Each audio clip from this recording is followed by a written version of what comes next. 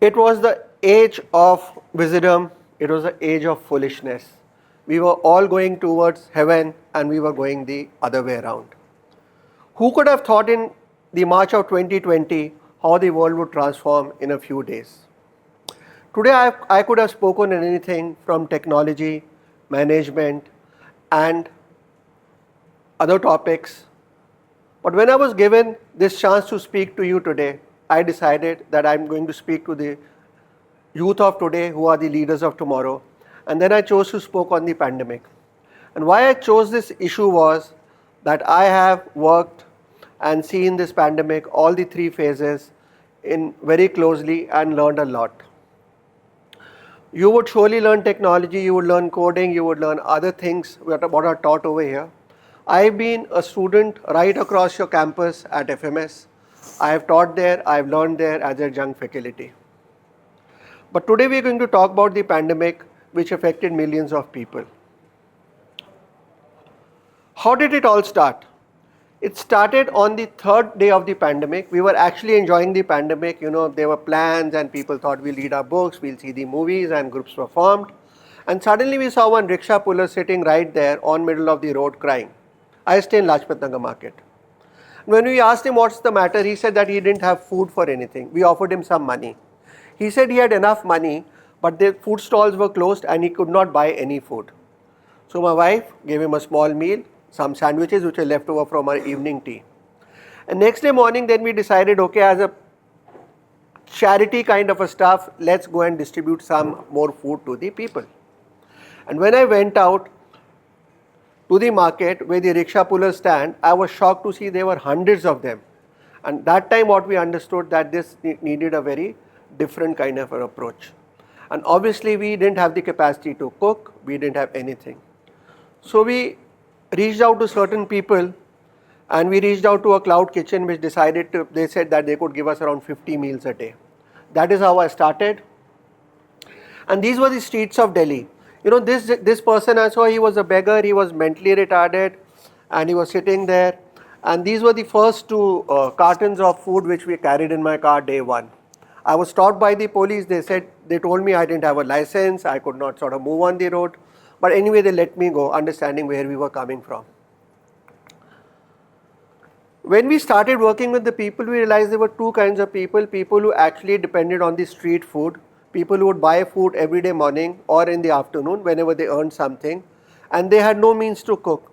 And there were other people who were staying with their families who could cook, but they didn't have the dry rations to do so. So this actually, put us thinking that what should be our next step. So we reached out and then we decided, okay, we would try to get cooked meals for people who could not cook on their own and offer dry rations to people who could, sort of cook and they just needed dry rations. And there was another third problem. In the beginning of the pandemic, we saw a lot of people walking on the roads, walking towards their homes, their villages, etc. And they needed something very, very different, meals which would last them slightly much more time. For them, we tried to pack, dry fruits, biscuits, small packets of juice. But the challenge was they were not willing to carry too much stuff because it would add to the weight. So the moment you try to address an issue, you would face another challenge, you have to find different approach to it. And what we also realized is that the pandemic affected everyone differently. The adults were sort of, logically reasoning it out, but the children suddenly found that their mothers were not able to cook the different kind of flavors of food they were having, and they asked us for variety. I actually reached out to certain people and we reached the subway station who, agreed to give us subways almost free of charge, and the children really enjoyed. You can see how happy they are over here. Coming back, and whenever we think of the pandemic, we talk about people, how the migrants moved, how people suffered, but we really forget is the animals, how they suffered, the urban animals. It is such a strange thing. Man has been the biggest species which has destroyed more animal species than any other person has ever done. But during the pandemic, what we realized is the urban animals which were coexisting with humans, the cats, the dogs, the birds, the cows, they were suddenly left without food. All these animals were dependent on the discards and other offerings which people used to give on a specified place at a specific time. The cows actually used to go and eat the leftovers which the vegetable sellers would discard at the end of the day, which was spoiled and they could not sell it. The dogs and other animals would crouch for food around restaurants, which was discarded once the restaurant actually closed down, or they would sort of throw their garbage out. The birds were dependent on the seeds and other things which religious people offered in religious places and on payments around the city. And cats also survived on litter, etc. And these animals suffered, and we really saw some very sad scenes, a small kitten lying dead, a dog starving to death. These were actually moving things. Now, as the pandemic moved forward, after 2 or 3 weeks, the government actually got their act together and they decided to give free rations to almost everyone who couldn't afford anything. But there was a catch: people had to get registered. And these people did not either have the means or the understanding to go through this complex process. We helped them out. We formed groups wherein they would send us their Aadhaar cards, their ration cards on WhatsApp, and then we would register them on the portal and give them a number, and also tell them that the nearest ration shop, when they carried that code, they would get food from there after 3 weeks. So things were actually starting to come into place, things were happening fine, things were moving on. Then came the final phase of COVID-1, as we call it. People wanted to go home, the trains were open, the buses were open, but there was a restriction that people had to move in batches. And here we found another issue: how do we send them there? We started giving them food which could last for a longer time: matri, parmal, biscuits, all those kind of things. The biggest problem we faced was getting fresh water. We reached out to PepsiCo, their bottler RJ Corp, asking for a discount, but to our surprise, they offered us 50,000 plus bottles of water free of charge. We also sort of arranged for electrolytes from people, so people who are walking home, they don't get dehydrated and don't fall ill. So what we found is, the moment we tried to do something, there was a solution. Someone stepped in by miracle. These are one of the migrants who were walking, I remember, from Ambala to Gwalior. And the funny part was, in the morning I had sort of come across this hoarding wherein it says, "Take your family to Europe." And this gentleman was taking his family from Ambala to Jhansi.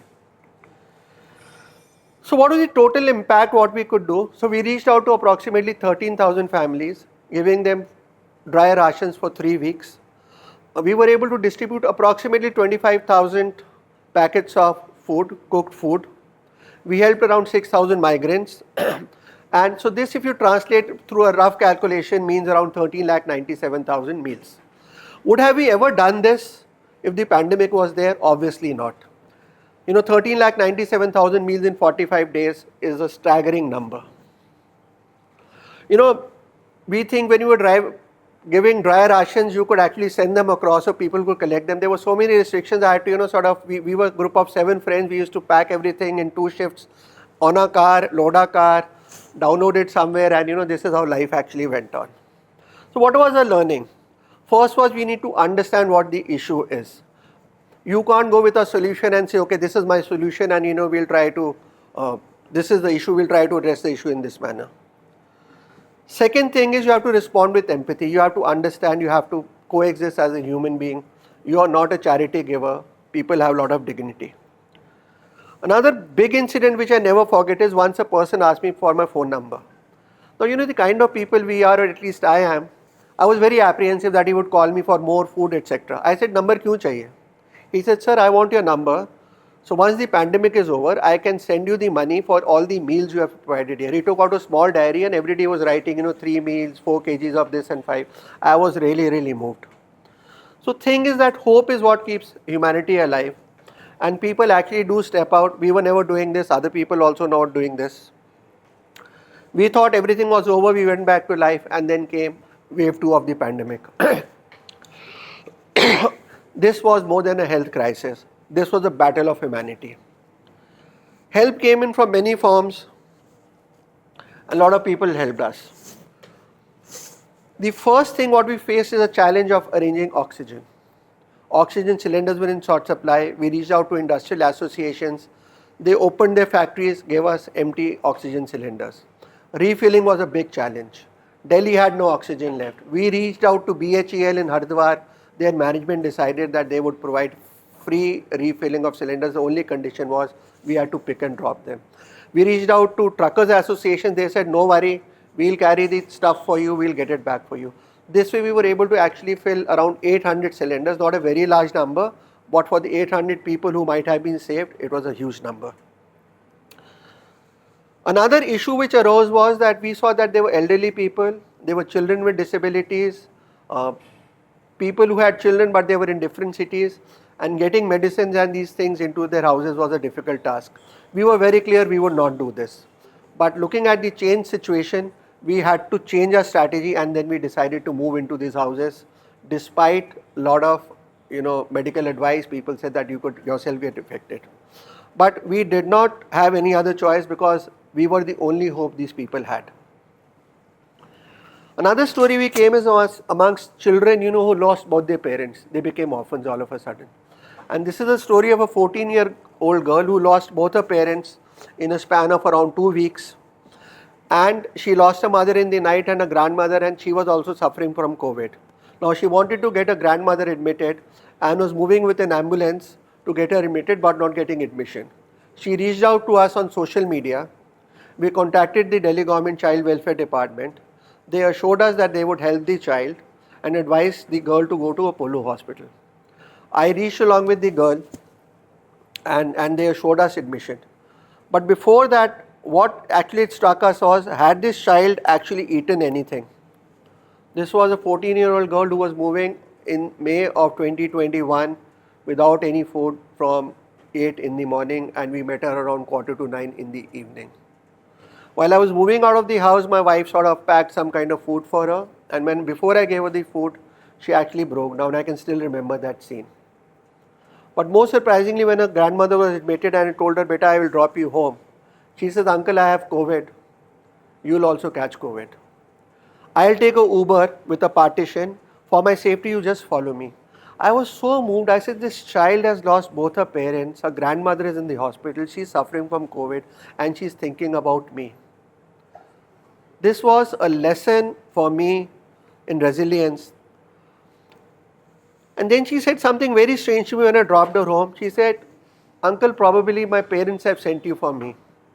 And I actually did think probably they did. We all have been sent here by someone for someone. And we should raise to this occasion and not hesitate a moment when we find we can help someone. And we also get such responses when people help us out. The worst part we saw was people were dead. They were in hospitals, etc. One husband and wife were, in 2 different rooms in the hospital. Husband expires, there's no one to cremate them. It was a really sad story. This is something we can never forget when people reached out to us. बहुत लंबी line है, हमारे cremation पहले करा दो. This is a very strange kind of a request you would find. But I remember a doctor friend reaching out to me. But we did not try to play God. We left it to the authorities as they decided.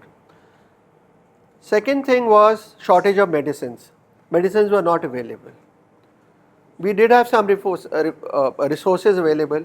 We did not work with the agents or traders, we worked with the doctors. We sent a request to them and we left it to the doctors to decide who was on priority for them.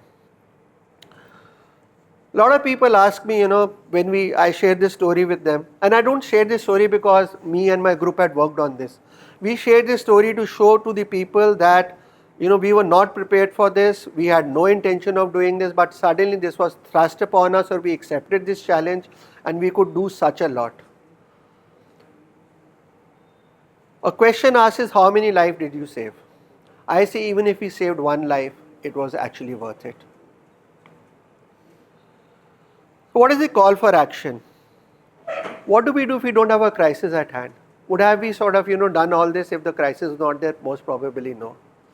But now reflecting back, I think we should every day do something which helps us, helps mankind, helps the people around us. And people will also help us around. What goes around actually does come around. What if, helping each other became a way of life than to a COVID to strike or a pandemic to happen? This is what we learned. For one person whom you help, for him, you matter the most. What is the choice? In time of crisis, we have choices either to stand up or to step up.